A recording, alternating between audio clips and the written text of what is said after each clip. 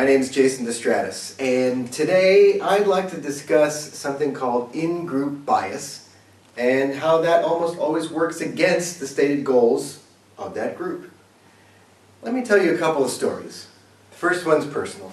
It's about my grandfather. His name was Cosmo DeStratis, and he was a proud veteran of the U.S. Army, serving in World War II.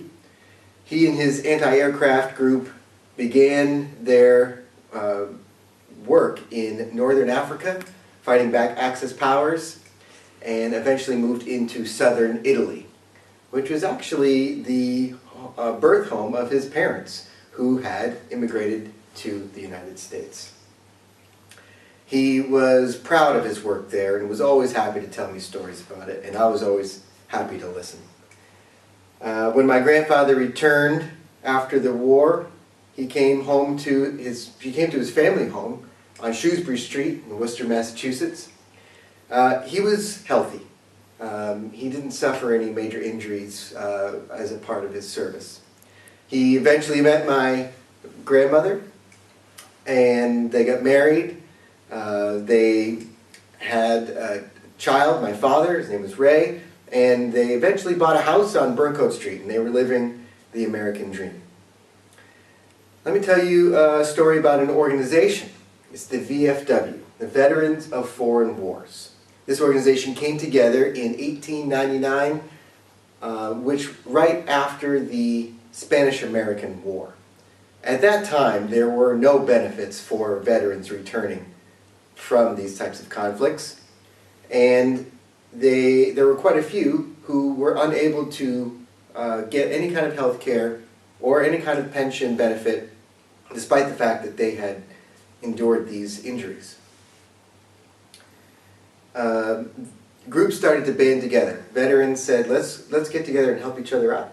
So they did, and leading into the 1920s, these groups started to band together, somewhere around 20,000 at that time, and then shortly thereafter, in the 1930s, it was closer to 200,000, and the numbers were growing dramatically.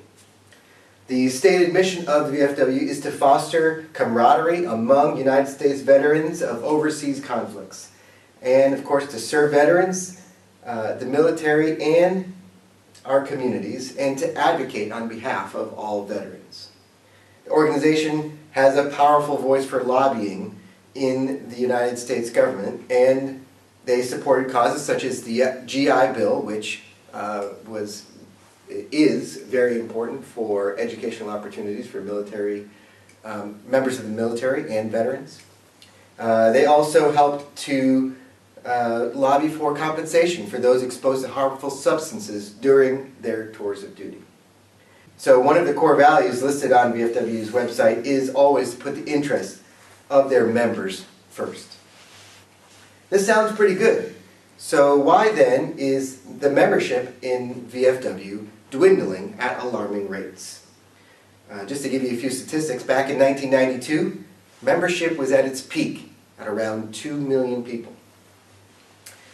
However, last year, that number had been cut in half, down to 1 million. Any guesses to the average age of those members? It's up there. It's 70 years old. So why is the membership of the VFW declining? What can we learn for our own organizations? Well, let me bring these stories together. In the 1970s, my grandfather became an active member of the VFW Post 6907 in West Boylston, Massachusetts, and it was the center of his social circles. In fact, when he retired, he ended up becoming a bartender there, and he also eventually moved into a quartermaster position, which was responsible for the operations and finances of that post. These guys, part of the VFW Post, I was around them a lot. I even remember going to baseball games with them. They were loyal men. They were tough. But they didn't really care for new ideas or fostering a new generation of members. Whether fair or unfair, VFW Post had a reputation of being a drinking club. Sometimes it was difficult for Vietnam veterans to feel welcome when they first returned from that conflict. And they often seem to have a rivalry with other social clubs, including veterans groups like American Legion. My dad, a veteran of the Vietnam era, actually never joined the VFW, never really felt very welcomed by the group. VFW recognizes that there is a need to reach younger generations. This is not a complete surprise to them. Unfortunately, their methods of reaching out remain outdated.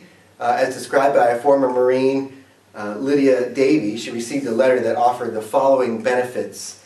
It was personalized return labels with images of the American flag superimposed over screaming eagles, promise of free lightweight stainless steel multi-tool, and a paper calendar. It wasn't appealing, and she didn't join. The issue at the core of the declining membership is a phenomenon known as in-group bias. It's simply a bias that causes us to overestimate the value of our own immediate group at the expense of those who are not part of the group. This is really not something that's unusual. In fact, it traces back to our ancient desire to protect our own tribe. A study at Princeton recently revealed that this type of bias may be enhanced by oxytocin, which is essentially the same chemical reaction that takes place with a romantic connection. It's normal, it's natural, and over the years that type of in-group favoritism signaled loyalty, a positive commitment to the group, and it rendered the individual who displayed those traits as someone who could be trusted. Like I said, my grandfather was loyal, and when he came to enjoy something, he was very loyal to that. For example, he drove one brand of car, a Pontiac, for my entire lifetime. He drank one type of beer, which was Miller, which I do sometimes as well, and he joined one club, the VFW. He was very loyal, and he would have done anything for our family. He passed away back in 2008, and I miss him a lot. What I'll say is this. There's definitely plenty we can learn from this example. Organizations that only focus on themselves eventually will die off. So, are you a part of an organization that you realize needs to change its focus? If so, bring awareness to it. Bring new ideas. Help bring in new members. And while you're at it, don't forget to thank our veterans or those who have helped establish your organization for their service, because we wouldn't be here without them. Thank you very much.